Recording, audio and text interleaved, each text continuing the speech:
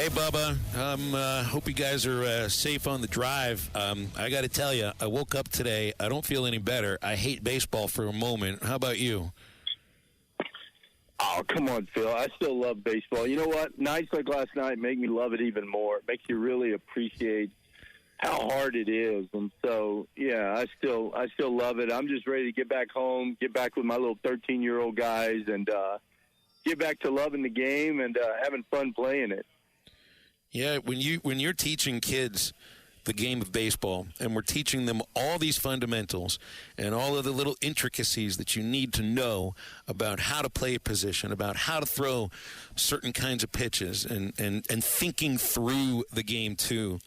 How can you teach a 13-year-old or any youth ball player how to handle something that happened last night, how to make plays on the biggest stage of your season? Is that something you can teach, or is this just something from experience, or is it just a matter of sometimes you make the plays and sometimes you don't? Phil, the key in a situation like that is to be able to slow the game down. A lot of times the game will speed up on you when you get in a situation like that. But if you're prepared and you know what you're going to do before the ball's hit, like I tell my first baseman, you draw an imaginary line. Every pitch it changes according to where the second baseman shifts to, and you don't go past that spot. You know exactly as soon as the ball's hit, okay, I'm going for the ball or I'm going to the back. Your shortstop, you teach him if in that situation, if you're going to your right, you throw it to third base and you get the out. If you're staying still or going to your left, you go to second and you turn two. Now, look, Davalon, and I don't want to get too long-winded here. Davalon did what he's trained to do in that situation. You got runners at first and second, a ball's hit 105 at him. His first step, you can't let it get over your head. He did a drop step, so he actually did what he was trained to do. That ball was top-spun, Phil, really bad. And then when he made the adjustment to come in, he slipped. If he doesn't slip, he catches it. Mm-hmm. I mean, I've watched the replay a couple times, and it is what it is. It's hard. I mean, I'm not going to sugarcoat it. Yeah, it sucks. But, I mean, he did what he was supposed to do, and I feel my heart's just broken for Davalon. The poor kid, we wouldn't be where we're at without him. But, as far as how do you train your kids for them, first of all, you tell them that baseball is a game of failure, and you got to learn to deal with it. And when you're watching the game, you have to learn to deal with it too, because there's a lot more failure than there is success.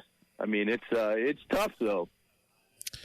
The thing that I just hate the thought of is that, the two of the plays in that ninth inning are I thought Kojal's play was a little tough because he's got a leap. The ball was hit hard enough, and with Robinette off first base, that's a different thing than what I was getting at here with Davalon and Aloy. These were probably the two best players on the team this year. When you just from start to finish, the two most consistent hitters, guys that played their position really, really well.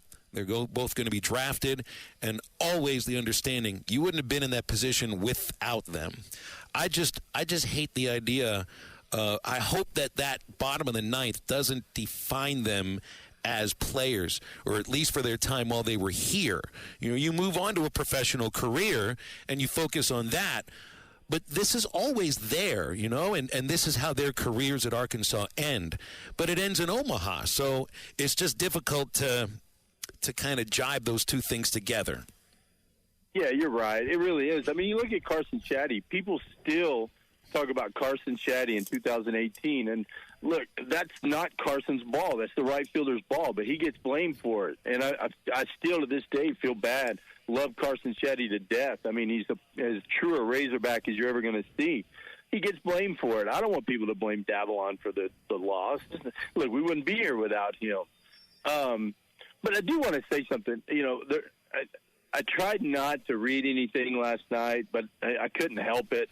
There's people talking about firing Dave. Dave is the most classy coach. I mean, the best person we could have at the helm leading us. We get in the elevator, and Dalton was sick night before last. Mm-hmm. I didn't even know Dave knew about it. We get in the elevator, and it's me, Dave, Hunter Yurchek is on there. And the first thing Dave says, he looks at Dalton and says, "Hey, how are you feeling?" And I mean, think about it. Less than 12 hours ago, he's he's having to sit through a press conference and talk about that game. And that says a lot about the character of DVH and just how good a person he is. I mean, how many other coaches would do that about a 13-year-old kid? I don't know. It just says a lot about him. And, you know, we always say this is never going to happen again. I mean, you go back to, like, Kevin Kopps. Oh, we're never going to have another season like with Kevin Kopps. Well, then we had Hagen Smith. And then we're never going to have another performance like Hagen Smith. And then we get Gage Wood comes along. Best pitching performance you're ever going to see. Dave always manages and his staff to rebuild things. So let's just look forward to next year and say, what's the next great thing we're going to see here? Because we're going to see something great next year. Let's just wait and see who it's going to be. I can't wait to see what kind of team they put together. And, yeah, it sucks. And the drive home sucks. I'm sitting in a freaking cornfield right now because I had a signal. I figured I better pull over. But, you know, it's just it is what it is, man. It's a game of baseball. It's the best sport in the world, but it'll rip your freaking heart out. And I think that's the part of it that makes you love it so much. What about somebody brought this up earlier. You know, they spoke so openly at the press conference after the Super, and even here leading into the College World Series, about the desire to win a national title for Dave Van Horn, the first for Arkansas.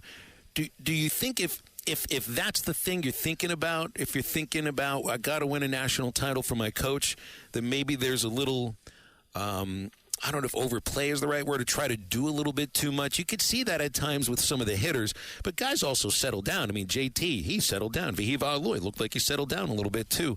But in that ninth inning yesterday, could it also have maybe just been, you know, is it trying too hard, or are we making too much about all the talk about winning a national title?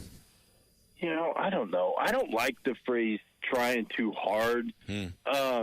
But I do think that guys can try to do too much. Yeah. And, you know, Robinette tried to do too much. Vahiva tried to get that lead runner when, in reality, that runner doesn't matter because you're 2 runs up.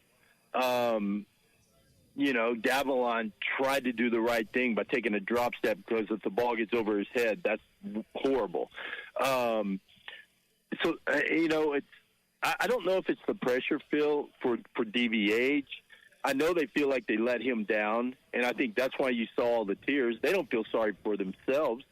They're hurt because they feel like they let DVH down. They feel like they let the whole state down. That's why, you know, I hope people, man, I hope your callers today, I hope people understand that. You know, these guys didn't do this on purpose. I mean, they did it because they care so much, and they just try so hard, and I think that's what makes it so hard. And I posted something last night. I didn't like some of the coverage.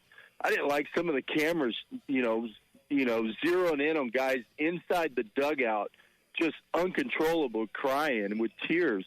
I think that's personal. Once you get in the dugout, leave these guys alone. Let them grieve. Give them a little bit of space to get over what just happened. And, you know, maybe people don't like that. It probably pissed a lot of people off, but I don't care. I mean, you know, someone accused me of being a mouthpiece for the Razorbacks. I'm not a mouthpiece. I say what I want to say. You know I do.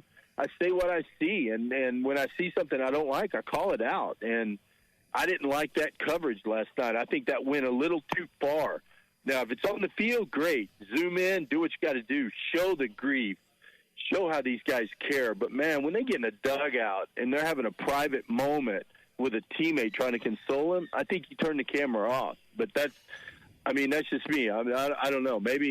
Maybe I'm out of line there, but if I am, I'm not going to change. That's the way I feel. Well, last thing here, Bubba, and then we'll let you get on with the rest of the drive home.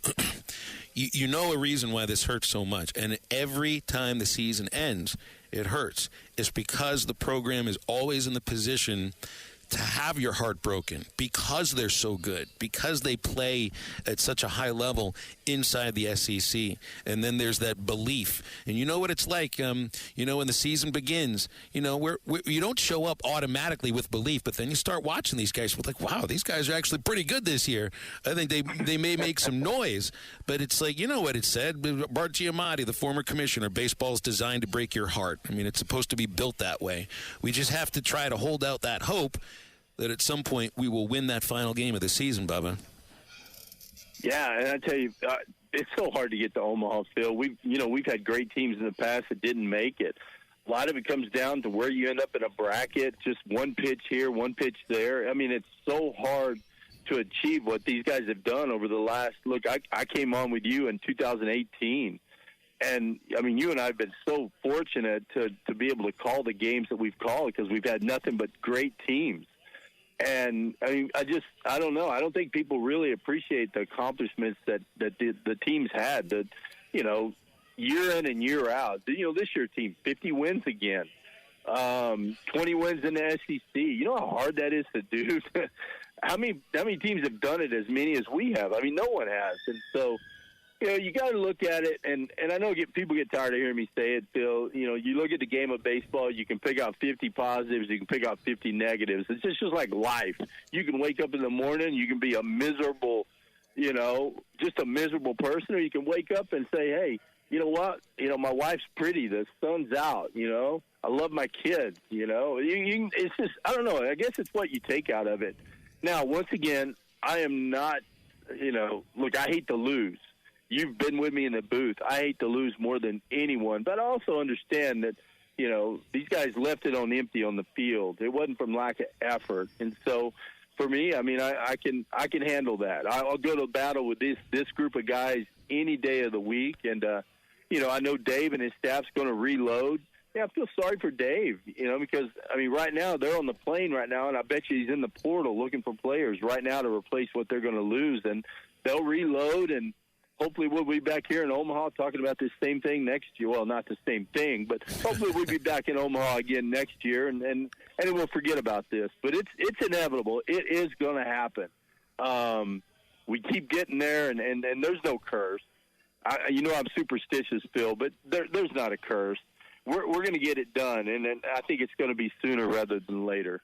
BetOnline is the world's most trusted betting platform and your number one source for all your sports betting action. With baseball season in full swing, BetOnline has more ways to stay in on the action with the latest odds, news, scores, and even live in-game betting while the games are being played. We keep the dog days of summer rolling with the largest selection of odds on everything. With updated odds on the MLB, UFC, and boxing to tennis and NFL futures, BetOnline remains the best online source for all your sports wagering information. In between games, head over to the BetOnline Casino with all the top Vegas-style games, including poker and live casino. BetOnline. The game starts here.